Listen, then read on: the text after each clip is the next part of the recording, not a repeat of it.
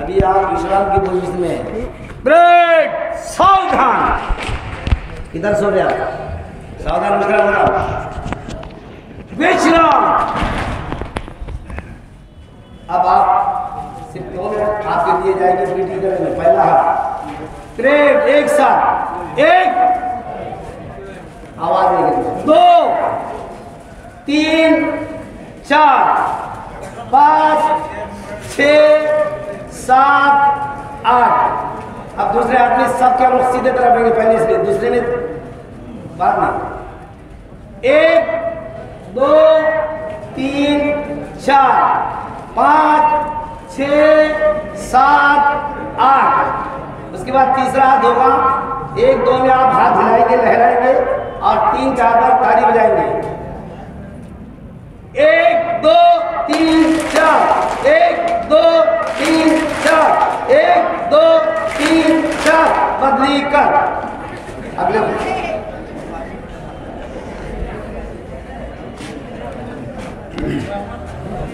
الحمد لله وكفى وسلام على عباده الذين اصطفى أما بعد.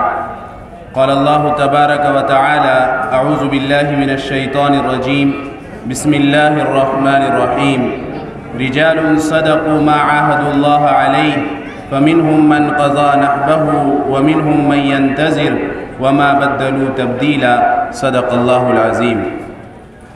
مہمانان گرامی قدر، اساتذہ کرام اور محترم حضرات، یہ بات ہم سبھی جانتے ہیں کہ ہمارے ملک ہندوستان میں 2 جشن نہایت ہی احتشام کے ساتھ اور جوش و خروش کے ساتھ منائے جاتے ہیں. پہلا 15 اگست کا جشن ہے جسے ہم یوم آزادی کہتے ہیں، اور دوسرا جشن وہ 26 جنوری ہے جسے یوم جمہوریہ کہا جاتا ہے.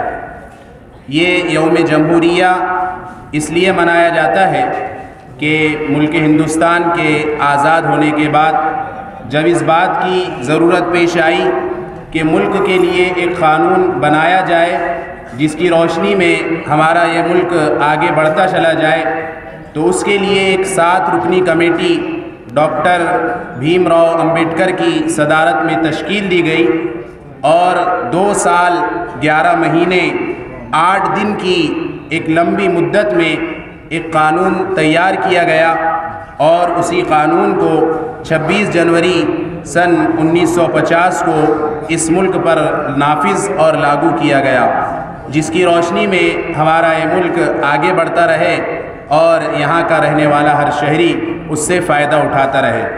یہ جمہوریت کا جشن اصل میں یاد ہے ان شہیدوں کی جنہوں نے اپنا خون دے کر اس مٹی کو سینچا ہے، اور ان میں بھی خاص طور پر ہمارے وہ ہزاروں علماء کرام ہیں جنہوں نے 1857 سے لے کر 1947 تک تقریباً 90 سال بڑی جافشانی کی اور اپنی قربانیاں پیش کی، جس کے نتیجے میں ہمارا یہ ملک آزاد ہوا، اور آج یہاں پر اسی آزاد ملک میں ہم جمہوریت کا جشن منا رہے ہیں.